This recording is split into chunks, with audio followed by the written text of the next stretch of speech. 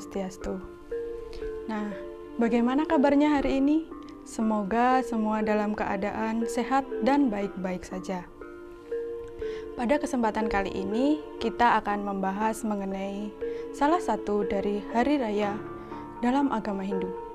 Telah kita ketahui bersama bahwa Hindu merupakan agama yang banyak dengan hari raya atau hari suci yang dirayakan secara khusus untuk memuja atau bersyukur kehadapan Ida Sang Hyang Widi-Wasa. Salah satunya yaitu Hari Raya Nyepi yang sebentar lagi akan kita rayakan secara bersama-sama. Untuk itu, mari kita pelajari bersama bagaimana sih sejarah dari perkembangan perayaan Hari Raya Nyepi atau peringatan Tahun Baru Saka. Tahun Baru Saka bermula dari peradaban India yang memegang teguh kitab suci Weda. Namun terjadi konflik yang berkepanjangan, akhirnya terjadilah perselisihan antar suku bangsa. Nah, dari peristiwa itu, kehidupan bernegara maupun kehidupan beragama tidak lagi seimbang.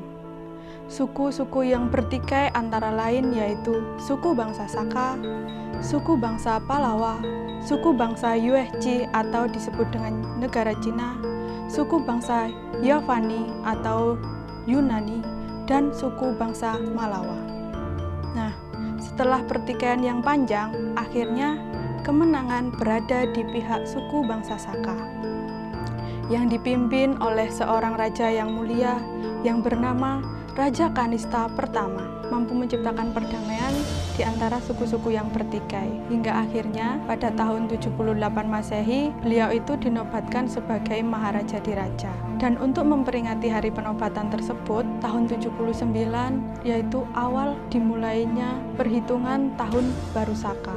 Tahun Baru Saka diperingati sebagai hari kebangkitan, hari pembaruan, hari persatuan, dan hari perdamaian. Karena suku bangsa Saka mampu menegakkan ajaran Dharma dan mampu menyebarluaskan ajaran Dharma hingga ke negara-negara Asia. Salah satunya yaitu Indonesia. Setelah peradaban India atau ajaran-ajaran agama Hindu diterima di Indonesia yang dibawa oleh seorang tokoh Cisaka, maka di Indonesia itu mengalami perkembangan. Mereka masyarakatnya mulai mampu mempelajari kitab-kitab suci dan mengenal aksara. Lalu jauh lebih dari itu berdiri pula kerajaan-kerajaan Hindu yang ada di Indonesia, yaitu seperti Kerajaan Kutai yang berada di Kalimantan Timur dengan rajanya yaitu Mulawarman. Kerajaan Kutai meninggalkan 7 buah prasasti yang bertuliskan dengan bahasa Sanskerta, dan di sana juga terdapat angka tahun Saka. Lalu berdiri juga kerajaan di Jawa Barat yaitu Kerajaan Tarumanegara dengan raja yang pimpin yaitu Purnawarman. Di Pulau Sumatera juga terdapat kerajaan yang sangat besar dan tangguh yang terkenal dengan armada kelautannya yaitu Kerajaan Sriwijaya. Terdapat pula Kerajaan Mataram kuno, satu buah prasastiskan angka tahun 654 Saka. Lalu, beberapa kerajaan juga berdiri di Bali. Salah satu peninggalan yang terkenal yaitu berupa prasasti Blanjong. Nah, di Jawa Timur juga terdapat beberapa kerajaan, di antaranya yaitu Kerajaan Kediri, Kerajaan Singasari, dan Kerajaan Majapahit. Kerajaan yang terkenal pada masa kejayaannya yaitu Kerajaan Majapahit, karena Kerajaan Majapahit meliputi wilayah kekuasaannya yaitu seluruh Nusantara. Di dalam kitab Negara Kertagama yang ditulis oleh Empu Prapanca pada masa kejayaan Majapahit disebutkan bahwa pada bulan Chaitra diperingatilah hari keagamaan untuk meningkatkan moralitas masyarakat yang disebut dengan perayaan Tahun Baru Saka.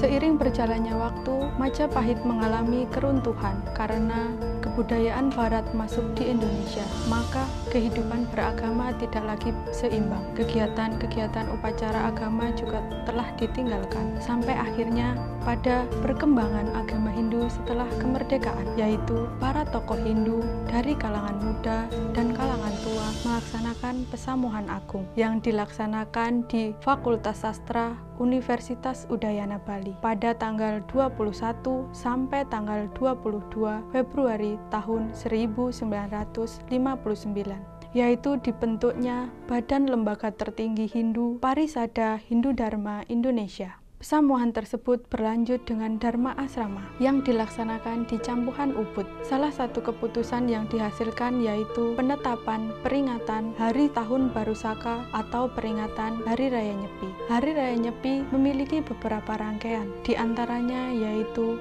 Melasti atau penyucian diri Buana Ali dan Buana Agung. Yang kedua yaitu upacara Taur Kesanga yang ditujukan kepada Butayatnya, ditandai dengan arak-arakan ogoh-ogoh. Lalu rangkaian yang ketiga adalah Catur Brata Penyepian yang dilaksanakan oleh umat Hindu di rumah masing-masing. Selanjutnya, yang keempat adalah upacara Ngembak Geni, merupakan persembahyangan bersama yang dilaksanakan oleh umat Hindu di suatu tempat suci atau pura. Rangkaian yang terakhir atau yang kelima yaitu Dharma Santi. Dharma Santi merupakan bentuk atau wujud silaturahmi yang ditandai dengan saling memaafkan antar umat Hindu untuk membentuk kerukunan dalam kehidupan bermasyarakat. Demikianlah adik-adik dan teman-teman semua, sejarah daripada perayaan Hari Raya Nyepi serta rangkaiannya. Semoga kita dapat melaksanakan dengan tertib dan bermanfaat bagi kita semuanya. Saya akhiri dengan puja Paramasanti. Om.